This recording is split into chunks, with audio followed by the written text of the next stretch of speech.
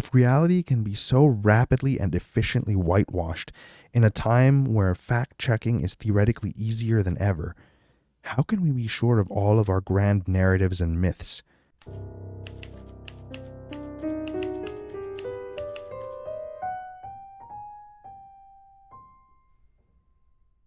The horrific tragedy of Charlie Kirk's assassination dominated the news media in mid-September, as if the crumbling American society needed another event to pour fuel on the flames of anxiety and division. Some poor wretched soul took it upon himself to carry out the heinous crime of murdering a highly influential conservative speaker, founder of Turning Point USA, but most importantly, a loving husband and father. Kirk had risen to prominence in the last decade, being an outspoken advocate of right-wing politics and evangelical Christianity. His work doesn't really require any summary from a nobody like me, but the fallout after his brutal demise could use some parsing. To be honest, I've sat on this script for the last few weeks. It was tempting to pontificate on the insanity of the aftermath, but I felt that I needed time to let my thoughts percolate. First and foremost, this sort of violence is the absolute abyss of immorality and should be unequivocally condemned. Politics aside, Charlie Kirk was a human being, and his life was sacred, of infinite value. The perpetrator has taken away a husband from an innocent wife, a father away from 2 young children, a son away from parents, and a friend away from the many who grieve him. The whole thing is just unfathomably horrifying. May justice be served swiftly. And anyone, absolutely anyone, celebrating the death of a fellow human being should be shunned and publicly disavowed. This kind of hateful behavior has no place among the civilized. Anathema. Having said all this, we encounter a different and alarming problem on the political and religious right, namely the deliberate whitewashing of Charlie Kirk's legacy and his elevation to the status of American martyr and saint. He is being hailed as a crusader for free speech, a defender of Christian values, a champion of democracy, a man of courage and integrity, a lover of Jesus and a devoted Christian, and much more. Now, there are some partial truths here. From a Christian point of view, Kirk was absolutely correct on the issue of abortion, and he defended the sanctity of traditional heterosexual marriage. He also lived out his belief in free speech, audaciously engaging with people across the political spectrum and maintaining a respectful disposition in most cases. Thank you guys for a respectful conversation, even though we see things very differently. And I mean, you've definitely been the most respectful one that I've seen. Well, thank you. That's very, very kind. And I can tell you, it's not me. If it was me, I'd be yelling and screaming. It's the Holy Spirit. It really is. But the main problem is how he used, or rather abused, free speech. Charlie was no saint, and on numerous occasions he rattled off racist talking points, fear-mongered about migrants, spread conspiracy theories about the election fraud, and disinformation about COVID. Happening all the time in urban America. Prowling blacks go around for fun to go target white people. That's a fact.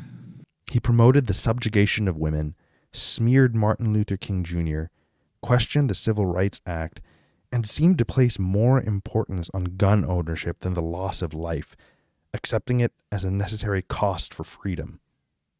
But I think it's worth it. I think it's worth to have a cost of, unfortunately, some gun deaths every single year, so that we can have the Second Amendment to protect our other God-given rights. He once called for the imprisonment and execution of Joe Biden, and more broadly, even advocated the return of public capital punishment. I mean, Joe Biden is a bumbling, dementia-filled Alzheimer's, corrupt tyrant who should honestly be put in prison and or given the death penalty for his crimes against America. And this is my other problem with death penalty. It takes too long, too many appeals. It should be public. It should be quick. It should be televised. You could fund the government to watch it. You could have brought to you by Coca-Cola. And no, I'm not kidding. By the way, I would totally tune in to see some get their head chopped off. And you know what? I want to watch that execution. That'll make my day better. He was friendly to white nationalism and fascism. Even with the kindest possible interpretation, if Kirk was not a racist nor a sexist, and he did in fact mourn the loss of life due to gun violence, the fact is that words have power, and Charlie often used that power in ways that obscured the truth and led to oppression and polarization. While context might offer more insight into Kirk's problematic statements and give nuance to some of his polarizing points of view, he severely undermined his credibility by stating opinions in an unnecessarily provocative manner, rife with racist and sexist dog whistles that have helped to build Trump's American dumpster fire. He is just as guilty as radical leftist snowflakes for creating the troubled political atmosphere in which we currently live in 2025. It is profoundly upsetting that even Catholic figures, including Bishop Robert Barron, Father Mike Schmitz, Cardinal Dolan, and influencers like Cameron Reeker or Brian Holdsworth, have sung Charlie Kirk's praises, or at least have been excessively lenient on his abuse of free speech. And the more I learned about him, I thought, this guy's a modern-day St. Paul. He was a missionary. He's an evangelist. He's a hero. All because he professed Christianity and said some nice things about the Blessed Virgin Mary. Effectively, this reduces faith to a series of performative gestures and theological proclamations that get you out of jail for free. On a more personal note, I had a brief exchange with an acquaintance from my parish, and when questioning the narrative surrounding Charlie Kirk, this older gentleman asked me, "Do you still follow Jesus?" As if support for right-wing politics has become a litmus test for one's Christianity. Though most of us share the human intuition of not speaking ill of the dead, we cannot allow decorum to lead us to rewrite history, alter the truth, and excuse grievous offenses. I mean, the man now has a bloody Memorial Day, roads named after him, and there has even been a motion to make coins that bear his image. We are witnessing the expedited canonization of an American influencer. It is disturbing to consider what this might say about hagiography more broadly. If reality can be so rapidly and efficiently whitewashed in a time where fact-checking is theoretically easier than ever, how can we be sure of all of our grand narratives and myths? This is the sort of stuff that can make us question the nature of faith-based beliefs and stories. To end on a less negative note, it seems that in private, Kirk was not at all the abrasive and insufferable character he played in public. Leftist commentator Kyle Kulinski, who debated Kirk at Politicon 2019, reported that Charlie had treated him politely backstage and even invited him on a speaking and debating tour. I've debated Charlie Kirk in the past. I could say for sure that behind the scenes, he's a very different guy, I'd say, behind the scenes. He seems like a very nice guy.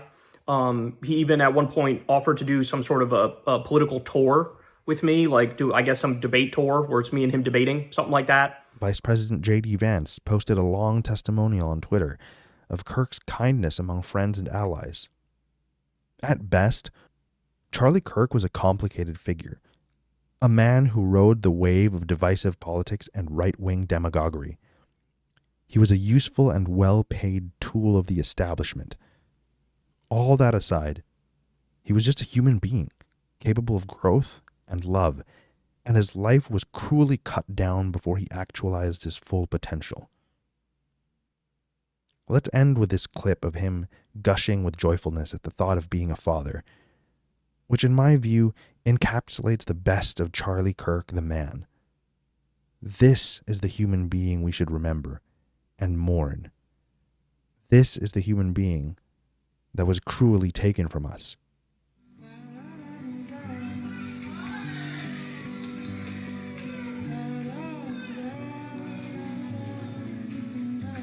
And the greatest joy I've ever had is coming home to my little daughter running up to my leg. There's nothing that even comes close to it. Not flying on Air Force One, not meeting with presidents. That's all, that pales in comparison to your little girl coming up and squeezing your leg.